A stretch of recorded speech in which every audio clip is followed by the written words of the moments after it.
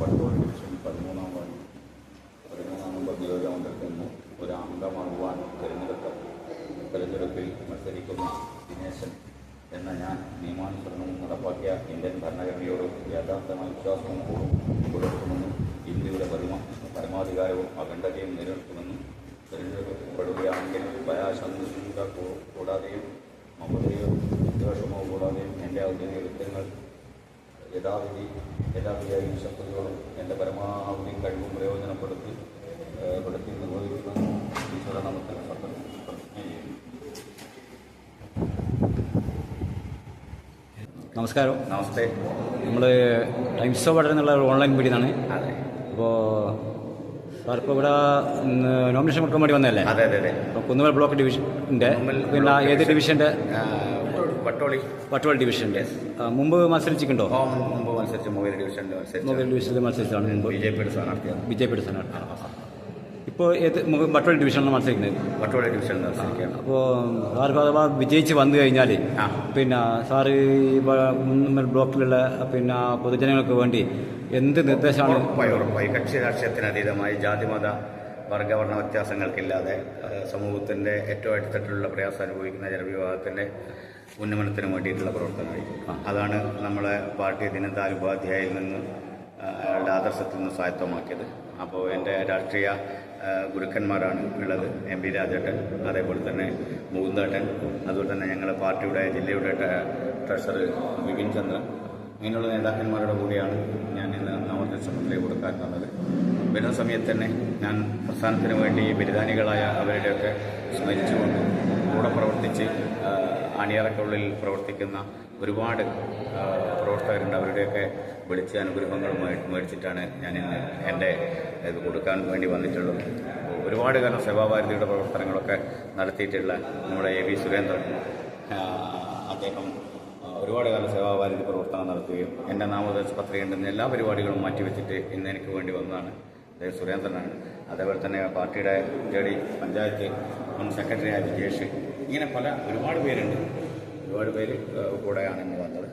അപ്പോൾ നിങ്ങൾ പറഞ്ഞതുപോലെ ദൈവാനുഗ്രഹം കൊണ്ട് വിജയിക്കുകയാണെങ്കിൽ തന്നെ ഞാൻ പ്രതിദാനം ചെയ്യുന്ന വാർഡുകളിൽ എന്നാൽ കഴിയുന്ന എൻ്റെ സമയവും എല്ലാം തന്നെ നീക്കിവെച്ചിട്ടുണ്ട്. ഇതുവരെ ഇടത് വലത് രാഷ്ട്രീയ പ്രസ്ഥാനങ്ങൾ നടത്തിയിട്ടുള്ള എന്താ പറയുക വികസന മുരടിപ്പ് മാറ്റിക്കൊണ്ട് എല്ലാവർക്കും യാതൊരുവിധ പക്ഷഭേദവുമില്ലാതെ രൂപത്തിൽ വികസന പ്രവർത്തനം നടത്തുവാനുള്ള കഴിവും പ്രാപ്തിയും സംഘടനയിൽ നിന്ന് ആർജിച്ചിട്ടുള്ള ഇച്ഛാശക്തിയുമുണ്ട്. അത് പൊതുജനത്തിനൊരു മുതൽക്കൂട്ടാവുമെന്ന് പ്രതീക്ഷിക്കുന്നു. പിന്നെ ഒരു ചോദ്യം കൂടിയോ, അതായത് ഇപ്പം നമ്മുടെ കുന്നുവൽ മേഖലയിൽ തൊഴിലില്ലാത്ത ഒരുപാട് യുവതിയുവാക്കളുണ്ട്. അപ്പം താങ്കൾ തിരഞ്ഞെടുക്കപ്പെടുകയാണെങ്കിൽ അപ്പോൾ അവർക്ക് വേണ്ടി എന്തെങ്കിലും പ്രത്യേകിച്ച് എന്തെങ്കിലും പിന്നെ ഉദ്ദേശിക്കുന്നുണ്ടോ ചെയ്യാൻ വേണ്ടി? നല്ലൊരു ചോദ്യമാണ് നിങ്ങൾ ചോദിച്ചത്. കേന്ദ്രാവിഷ്കൃത പദ്ധതികൾ, നിരവധി പദ്ധതികൾ നടന്നു പോകാൻ പറ്റാത്ത പ്രദേശങ്ങളുണ്ട്. ആ റോഡുകളെല്ലാം പ്രധാനമന്ത്രി ഗ്രാം സഡക് യോജനയിലൂടെ നല്ല കോൺക്രീറ്റ് റോഡുകളാക്കുകയും അതുപോലെ തന്നെ പിന്നെ വീടുകളിൽ കുടിവെള്ള ക്ഷാമം അനുഭവിക്കുന്ന കുന്നം പ്രദേശങ്ങളിലൊക്കെയുള്ള നമ്മുടെ അമ്മമാർക്ക് എല്ലാ വീടുകളിലും പ്രധാനമന്ത്രി ജലജീവൻ പദ്ധതി വീട്ടുമുറ്റത്ത് വെള്ളം എത്തിച്ചു കൊടുക്കുകയും ആ നരേന്ദ്രമോദിയുടെ ആ പാതയിൽ, ആ വികസന പാതയിലേക്ക് അദ്ദേഹം ഒക്കെ പഠിച്ച ആദർശനിഷ്ഠയുള്ള ഫാക്ടറിയിലുള്ള താഴെത്തട്ടിലുള്ള സാധാരണക്കാരനായ ഒരു കൂലിപ്പണിക്കാരൻ്റെ ഒരു മകനാണ്. പിന്നെ അദ്ദേഹവും ഞാനുമൊക്കെ ആർജിച്ചെടുത്തത് ഒരു ആദർശത്തിൽ നിന്നാണ്. ആ ആദർശത്തിലൂടെ മുന്നോട്ട് പോയി എൻ്റെ നാട്ടിലെ ജനങ്ങൾക്ക് എന്നാൽ കൊണ്ടാവുന്നത് ചെയ്യാൻ കഴിയുമെന്നുള്ള പ്രതീക്ഷയുണ്ട്. അതിന് നിങ്ങളുടെയും നാട്ടുകാരുടെയും ഒക്കെ പിന്തുണയും ഒക്കെ ഉണ്ടെങ്കിൽ നല്ല രൂപത്തിൽ നമുക്ക് മുന്നോട്ട് പോവാം. വിജയിപ്പിക്കണമെന്ന് വളരെ വിനയത്തിൽ സാധാരണക്കാരനായ വിനയപൂർവ്വം അഭ്യർത്ഥിക്കുന്നു.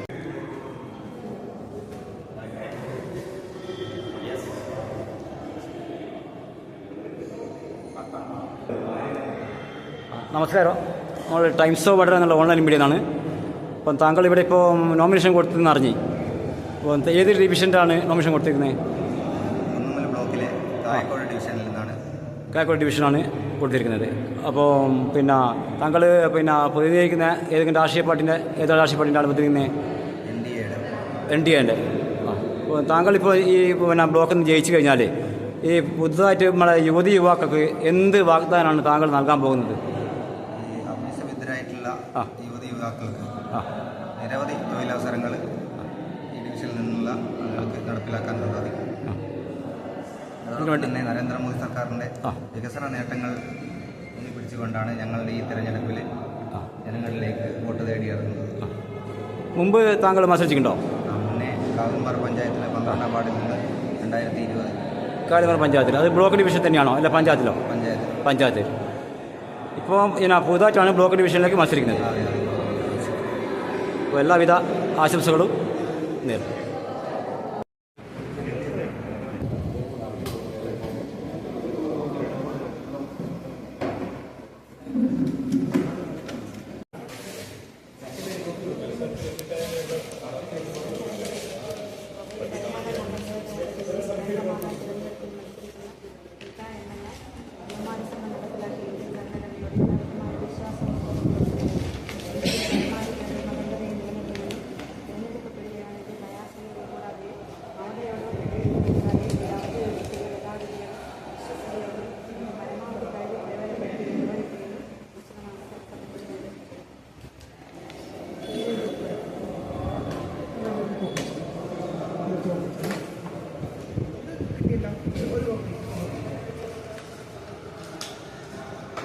ആദ്യത്തെ മത്സരമാണോ? ആദ്യത്തെ മത്സരമാണ്. അപ്പോൾ എങ്ങനെയാണ് താങ്കൾ ഈ ഇതിൻ്റെ വിജയ പ്രതീക്ഷയുള്ളത്? പ്രതീക്ഷ എന്ന് വെച്ച് കഴിഞ്ഞാൽ ഇടതും വലതും മാറി മാറി ഭരിച്ച് വർഷങ്ങളായിട്ടൊരു മാറ്റവും പുരോഗതിയില്ലാത്ത വെറുതെ ഒരു ഭരണം തന്നെ നിനക്ക് മാറി നമ്മൾ പോയിക്കൊണ്ടിരിക്കുന്നത്. അപ്പോൾ അതിനൊരു മാറ്റം ഉണ്ടാവുക, വികസനം ഉണ്ടാവുക എന്നുള്ള ഉദ്ദേശത്തിലാണ് നമ്മൾ BJP NDAയുടെ നേതൃത്വത്തിൽ മത്സരിക്കുന്നത്. ആ ഒരു വിജയ പ്രതീക്ഷയാണ്. യുവജനങ്ങൾ കൂടുതൽ വികസനത്തിന് പ്രാധാന്യം കൊടുക്കുമെന്ന് വിചാരിക്കുന്നു. പുതുതായിട്ട് ഈ കുന്നുമ്മൽ ബ്ലോക്കിന് കീഴിലുള്ള യുവതി യുവാക്കൾക്ക്, പ്രത്യേകിച്ച് താങ്കളൊരു ഒരു വനിതാ സ്ഥാനാർത്ഥി എന്ന നിലക്ക് വനിതകൾക്ക് എന്ത് നേട്ടമാണ് താങ്കൾ വന്നു കഴിഞ്ഞാൽ ചെയ്യുക എന്നുള്ള ഒരു ഒറ്റ വാക്കിലൊന്ന് പറഞ്ഞാൽ? ഒറ്റ വാക്ക് പറയേണ്ട ആവശ്യമില്ല. കാരണം നരേന്ദ്രമോദിയുടെ ഭരണം ഏറ്റവും കൂടുതൽ എനിക്ക് തോന്നുന്നത് വനിതകൾക്കാണ് കൂടുതൽ സപ്പോർട്ട് കൊടുത്തത്. ഞാനായിട്ടൊന്നും പറയേണ്ട ആവശ്യമില്ല. ഇവിടെയുള്ള വനിതകളും എല്ലാ സ്ത്രീകളും അതിൻ്റെ ആനുകൂല്യങ്ങളും എല്ലാം കൈപ്പറ്റിക്കൊണ്ടിരിക്കുന്നതാണ്. ആ വികസനം കുറച്ചും കൂടെ ജനങ്ങളിലേക്ക് എത്തിക്കുക എന്ന് മാത്രമേ എനിക്ക് ചെയ്യേണ്ടതായിട്ടുള്ളൂ. ബാക്കി ഏകദേശം എല്ലാ വികസനങ്ങളും നരേന്ദ്രമോദി സർക്കാർ സ്ത്രീകൾക്ക് വേണ്ടി ചെയ്യുന്നുണ്ട്. അപ്പോൾ താങ്കൾ പ്രതിനിധീകരിക്കുന്ന രാഷ്ട്രീയ പാർട്ടിൻ്റെ ഭാഗത്തു നിന്ന് താങ്കൾ ഇവിടെ തിരഞ്ഞെടുക്കപ്പെടുകയാണെങ്കിൽ താങ്കൾ അത് ഈ ബ്ലോക്കിലുള്ള ജനങ്ങൾക്ക് വേണ്ടി പ്രയോജനം ചെയ്യാൻ വേണ്ടിയിട്ടുള്ള കാര്യങ്ങൾ ചെയ്യാൻ വേണ്ടി ശ്രമിക്കുമോ?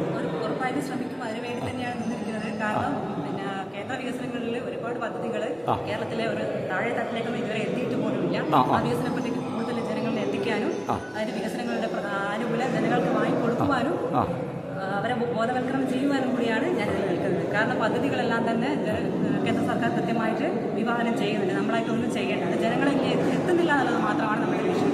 അത് ഇടതുകാലത്ത് സർക്കാരുകൾ എന്ത് ചെയ്യുന്നുണ്ട്, മാറി മാറി അവരെ പൂഴ്ത്തി വെച്ചിരിക്കുകയാണ്, അല്ലെങ്കിൽ അവരെ അറിയിക്കുന്നില്ല. കാരണം നേട്ടം ഇപ്പോൾ കേരളത്തിനായി പോകുന്നതുകൊണ്ട്. അപ്പോൾ അത് ജനങ്ങളിലേക്ക് എത്തിക്കുക എന്നുള്ളത് മാത്രമേ നമ്മൾ ചെയ്യേണ്ടത്. വികസനങ്ങൾ കൃത്യമായിട്ട് സർക്കാർ ചെയ്തുകൊണ്ടിരിക്കുന്നുണ്ട്, കേന്ദ്ര സർക്കാർ ചെയ്തുകൊണ്ടിരിക്കുന്നുണ്ട്. ഇപ്പം പുതുതായിട്ടുള്ള വോട്ടർമാരോട് ഒരു വനിതാ സ്ഥാനങ്ങൾക്ക് നിങ്ങൾക്ക് എന്താണ് പറയാനുള്ളത്? പറയാനുള്ളത് പുതിയ വോട്ടർമാരുള്ള അത് ന്യൂ ജനറേഷനിലുള്ള വികസനമാണ് മുന്നിൽ കാണുന്നതെങ്കിൽ നിങ്ങൾ NDA സർക്കാരിനൊപ്പം നിൽക്കുക.